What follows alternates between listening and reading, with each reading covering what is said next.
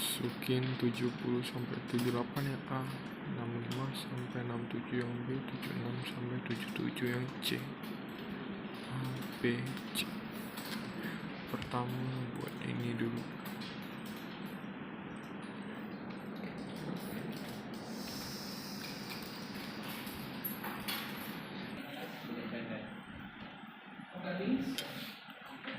Ini formula apa?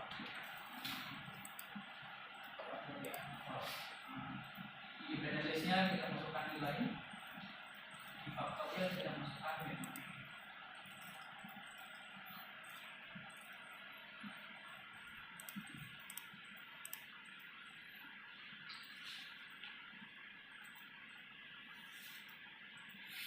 Sudah, ya, kita masukkan seperti ini.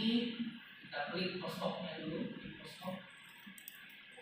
Nah, postopnya itu pilih menutupi, oke. Spesifikasi sampelnya jangan diubah, ya, tetap 5%. Kita pakai default. Sudah, klik continue. Kalau sudah, selanjutnya kita klik options. Kita klik centang deskriptif sama homogeneity of variance test. Oke. Sudah, klik continue. Sudah, kita klik OK.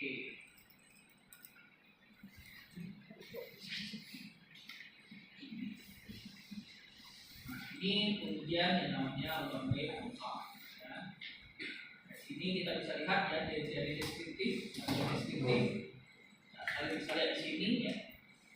Ini hanya menjelaskan tentang datanya secara umum itu bentuknya seperti apa. Ya. Nah, kalau kalian masih ingat, umumnya dalam statistik deskriptif itu adalah 1 n-nya jumlah datanya. Ya. Kemudian nilai rata-ratanya, ya.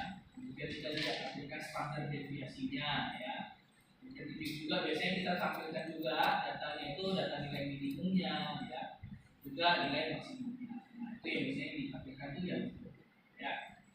Nah, kemudian kita lihat juga di bawahnya itu ada tabel yang menunjukkan test of homogeneity variances. Ya. Nah, tabel ini menjelaskan tentang apa? Dia hanya menjelaskan tentang apakah dari satu sampel tersebut itu semua dari kelas-kelas yang ada, kategori-kategori yang ada itu variasinya itu homogen atau berbeda, atau berbeda itu ya, homogen atau heterogen. Nah, kalau kita lihat di sini untuk menentukan apakah tiga data tersebut homogen atau tidak, kita lihat dari nilai signifikansinya, ya, nilai dari signya. Ya. Kalau nilai signya itu di atas 0,05, ya, maka kita harusnya menyimpulkan bahwa ketiga dari tabel dari data tersebut baik itu metode A, metode B maupun metode C itu adalah homogen.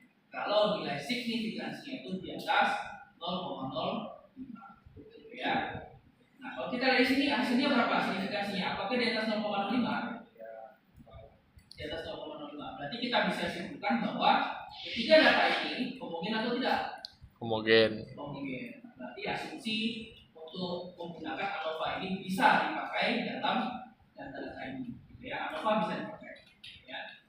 Nah, untuk kita bisa menilai ya, ANOVA itu kurang lebih sama seperti minggu lalu ya.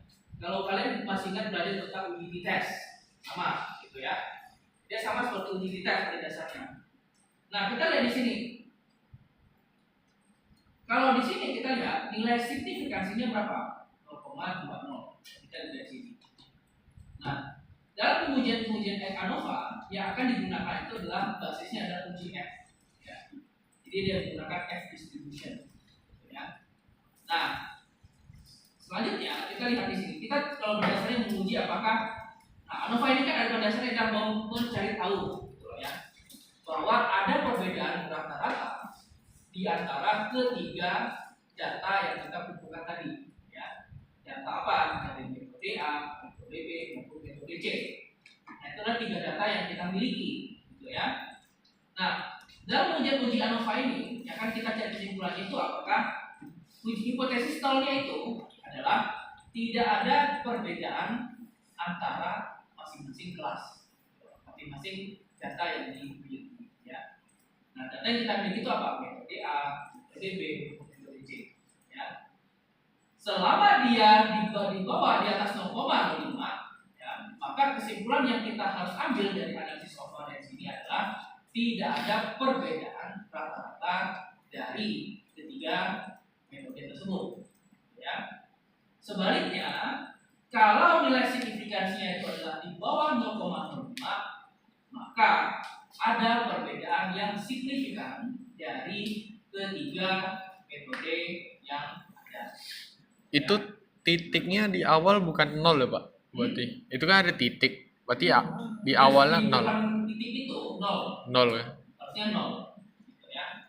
Itu harusnya 0. Nah, kalau biasa umumnya itu kenapa pakai titik ya?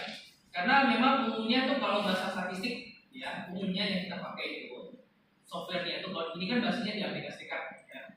Kalau orang Amerika Serikat itu dia nggak mau report. Jadi dia nggak mau tunjukin nolnya itu. Dia langsung buat nol itu di atas paper itu tidak ada. Ya, jadi ada mungil. Ya, jadi titik 0,20.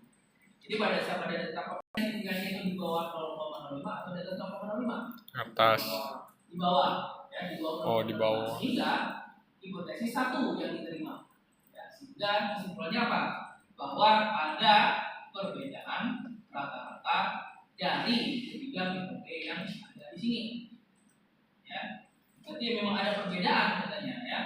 Tetapi kita tidak bisa menentukan mana yang memberikan ya, misalnya metode manakah yang akhirnya memunculkan yang berkontribusi atas nilai signifikasi ini, yang mana gitu, ketimpangan mana yang berkontribusi untuk hal ini. Nah, untuk mencari hal tersebut kita harus melihatnya dari tabel post hoc test ini, dari tabel multiple comparisons ya. Nah, baru kita bisa melihat manakah yang berkontribusi atas ketimpangan data tersebut ya. Nah, kita lihat dari sini tabel yang kalian di sini, yaitu IHD ini ya. Ada di sini ya, kita bacanya dari sini ya, dari metode A dan metode B. Nah, tabel yang satu ini, tabel yang pertama ini ya, dari kolom pertama sebenarnya. Dari kolom pertama ini kan kita lihat tuh ada metode I dengan metode C ya. Jadi ini adalah metode A itu adalah benchmark yang pertama, benchmarknya yang jadi benchmarknya, yang jadi titik perbandingannya ya. Nah, kita dari sini berdasarkan dari menggunakan peningkatan 2 IHSD, kita bisa lihat di sini bahwa